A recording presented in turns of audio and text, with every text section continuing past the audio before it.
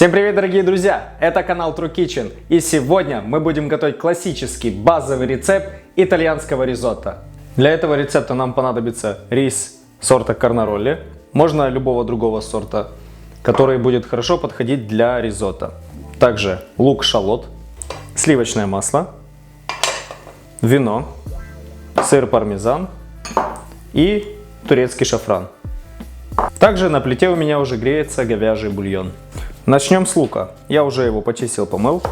Нарезаем мелким кубиком. Я беру 2 луковицы, примерно в общем весе 50 грамм. На сковороду отправляем сливочное масло, сначала грамм 20. Топим его на низкой температуре, чтобы оно не начало гореть. Добавляем лук-шалот и начинаем его жарить. Самое главное не стараться его выжарить до полной готовности, потому что лук еще будет тушиться вместе с рисом.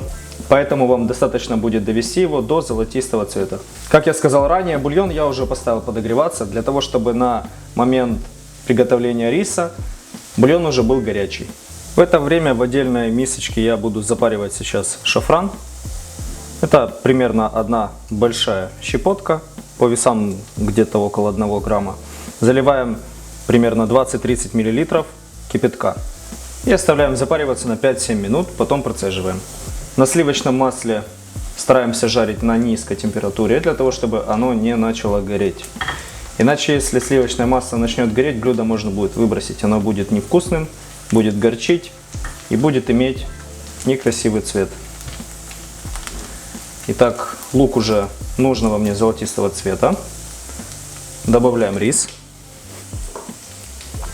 100 грамм. И начинаем его обжаривать.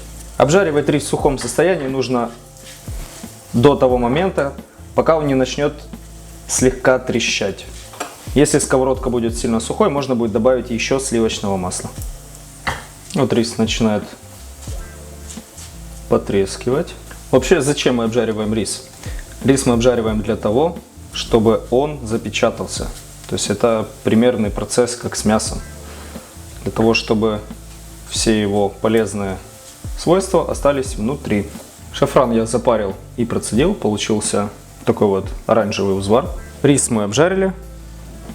Теперь немножко увеличиваю огонь. Добавляю вино. 50 мл. Вино я использую белое, сухое либо полусухое. Полусухое обычно не используют, потому что оно добавляет сладость блюду. Поэтому лучше использовать сухое. Как говорят итальянцы, вино нужно добавлять такое, которое ты пьешь обычно у себя дома, а не самое плохое. Теперь, когда вино немножко подпарилось, начинаем по чуть-чуть добавлять бульон. Нужно, чтобы рис был вот едва-едва в жидкости. И с этого момента мы начинаем засекать время готовки риса, хотя бы примерно. В моем случае с рисом Карнаролли это будет примерно минут 15-16. Все очень сильно зависит от температуры, на которой вы будете готовить рис, от сковородки, либо от сотейника, который будете готовить, от того, насколько горячий бульон, как часто подливаете.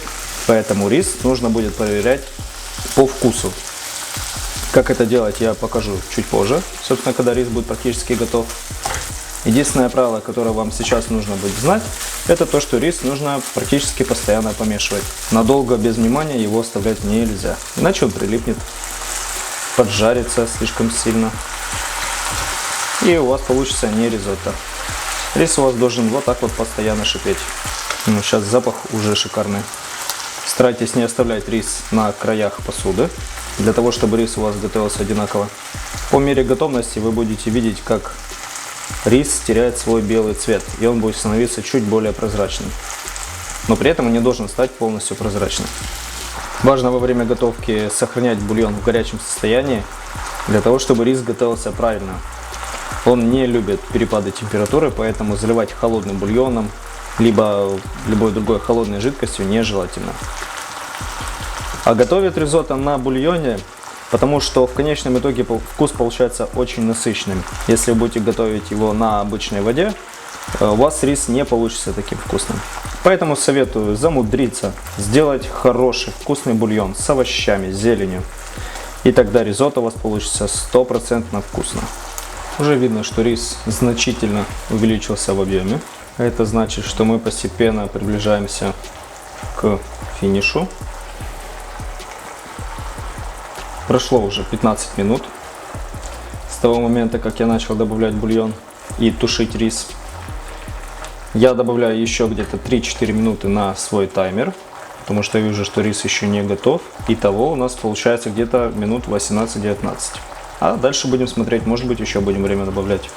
Сейчас, когда рис уже почти готов, мы добавляем отвар из шафрана. Тоже постепенно, можно где-то в 2 захода, не весь сразу. Примерно на этом этапе можно чуть-чуть подсолить рис. Нужно помнить, что пармезан, который мы потом добавим, также даст соль. Берем рис, снова проверяем его. Он уже легче раздавливается, и внутренность практически бесцветная. Это все. Рис аль денте. Теперь выключаем, добавляем пармезан, примерно грамм 20. Вымешиваем. Видно, какой клейкий стал рис. Теперь ему легко придать форму, и он не жидкий. Пармезан хорошо затянул соус.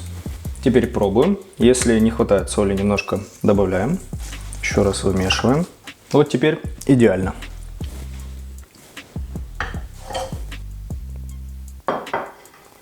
Теперь делаем подачу. Простую, понятную.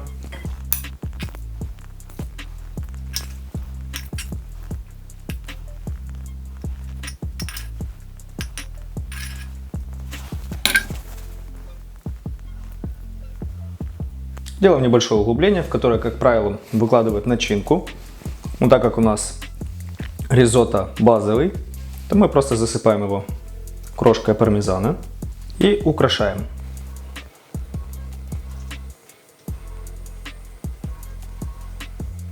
Меньше чем за полчаса наше замечательное ризотто готово. Кому понравился этот рецепт, ставьте лайк, подписывайтесь, обязательно пишите внизу комментарии и помните, что дальше только интереснее.